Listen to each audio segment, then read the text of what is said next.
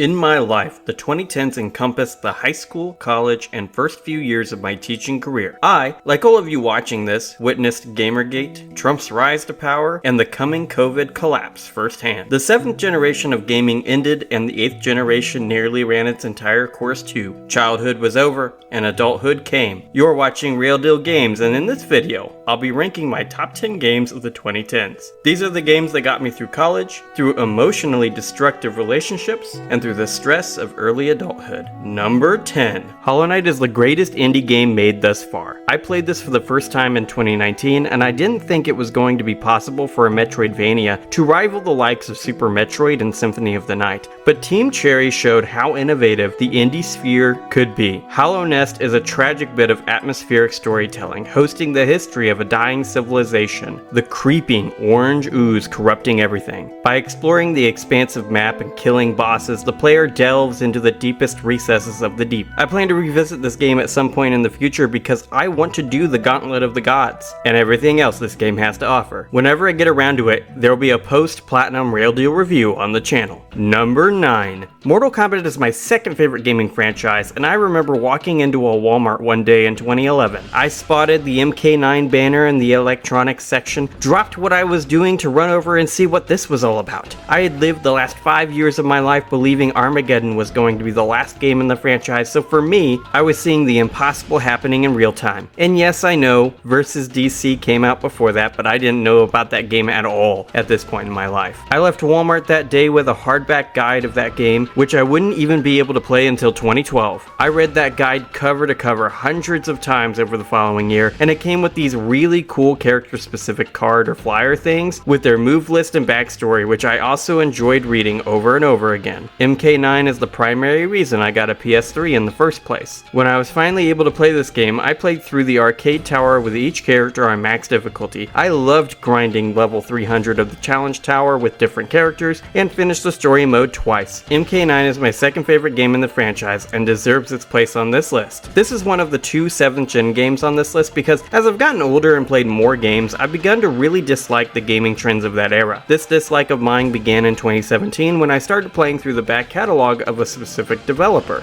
From Software. Number 8. Dark Souls 3 is the first game I would play online since the times when I played Dota 2 as a freshman in college. I loved playing online after work to relax, and I have some great memories from that time too. There are two DS3 memories that stick out to me most in terms of the online experience. In one, I dealt the final blow against the Havel Bro after he'd left a fight with someone far better at the game than me, and my reward for doing so was 250,000 souls. I leveled up many times for my cowardly tactics. The second moment that stands out to me is when I killed a guy by knocking him off of the ladder leading into the dark, wet depths of Irithyll. I did a glass cannon magic build for my first playthrough of the game, and it created an interesting oddity to the boss fights. I found Deacons of the Deep to be difficult with this build, so I spec'd into strength so that I could equip a claymore, killing them easily. But then I also found the Nameless King to be the easiest boss in the entire game, which is completely opposite of what most players think of these two bosses. I've been meaning to play this game again for years, so if you'd like me to review this once I finally finish Elden Ring, let me know in the comment section below. Number 7. Resident Evil has been an important gaming franchise in my life ever since I would watch my dad play through the original trilogy on PS1. When Capcom started remaking the franchise, I needed to play them. From the end of my first playthrough, RE2 Remake became my favorite game in the entire franchise, causing me to make it my first RE Platinum 2. RE2 Remake is just simply a masterclass in survival horror game design, and the best game Capcom has ever made. The footage you're seeing here is actually of when I made my best friend play it for the first time during our Scare Away Cancer charity stream last October. I love this game, and I consider it actually one of the best games for couch co-op single player experiences. The kind where you just get a group of people together and you have one person play a single player game and have the others just talk and laugh and have a good time. Number 6. XCOM UFO Defense is one of the first games I ever played, so when Firaxis began rebooting the series with Enemy Unknown, I was sold instantly. XCOM 2 was one of my most anticipated games of 2016, and I would finally get the chance to play it myself in 2018. The way I play XCOM games is that I put my friends and family into the game as hired characters, and then I treat my playthrough of the game as a story generator. I then tell those stories to my friends themselves, and with XCOM 2, I decided to continue the story of my Enemy Unknown own playthrough. Therefore, my friend Cole couldn't be put into the game because he died during an assault on an alien space station in the first game, and my brother Kyle also couldn't be in either because he sacrificed himself during the final cutscene of Enemy Unknown. I also made my avatar physically scarred to show his participation in the final conflict. This time around I had more friends to put into the game, but some carried over too. Both Ryan and John were in my game, and those of you who listen to my podcast would know both of them. I've always wanted to do a community playthrough of this game, and I hope when my channel gets a bit bigger I'll be able to do so. Number 5. 1979's Alien is my favorite movie, and as such I'm an absolute shillbag for Alien games. At the time of Alien Isolation's release, I still put stock in IGN and GameSpot reviews, so I didn't immediately have the interest in playing it, especially since Aliens Colonial Marines was such a technical letdown. My brother would pick up the game on a sale and hate it, giving it to me for free. Free games are something I never rise my nose at though, so I decided to give it a go, and I instantly fell in love. I'm the only person I know IRL who's actually been able to roll credits on this game. I've played the game for nearly 100 hours if my PlayStation runtime is to be believed, because I will occasionally restart the game every handful of years and play through most of the game again. I plan to do the permadeath trophy at some point in the future, and when I do, there'll be a Rail Deal review where I talk about it. Subscribe to the channel if that's something you'd like to see far in the future. Number 4. The 2010s saw the resurgence of loads of long dormant franchises, including Doom. In 2016, the 4th mainline Doom game would release, and it would become my favorite game in the franchise almost immediately. There's masterful level and combat encounter design in this game, and honestly, I couldn't even name one thing about this title I don't enjoy. I played through the game 3 times on Ultraviolence, and when I did my platinum playthrough of the game, that's the difficulty I chose to play on. Number 3. During my second year teaching, I created an esports club at my first school where kids could stay at school on Tuesdays and Thursdays to play games and forge friendships. It was more of a casual gaming and nerd socialization club, and I would keep it going for 5 years. Some students who have participated in the club during that time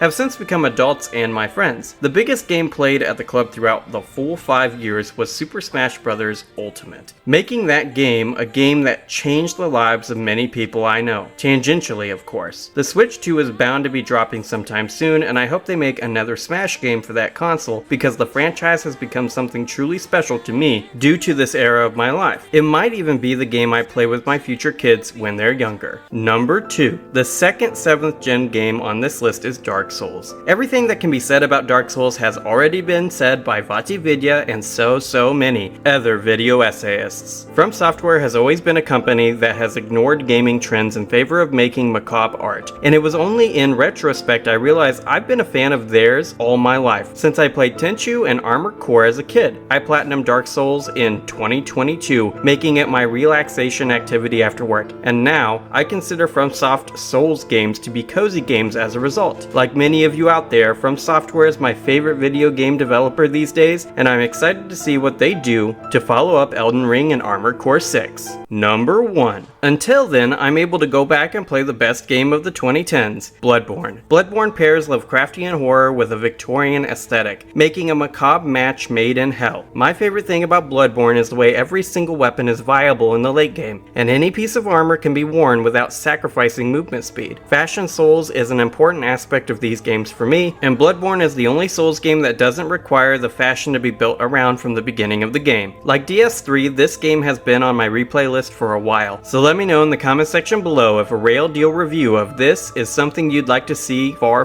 off in the future. I'll put it into my creation pipeline if so. And that's the video, my guys. What's your favorite game of the 2010s? Let me know all about it in the comment section below. And while you're there, please smash that like button, subscribe, and ring that bell so as to not miss out on any future Rail Deal gaming videos. If you have a moment right now, consider checking out one of my other videos on the screen. If you like this one, you might like my top 10 games of the 2000s too. Regardless of what you choose to do, have an awesome day, gamers.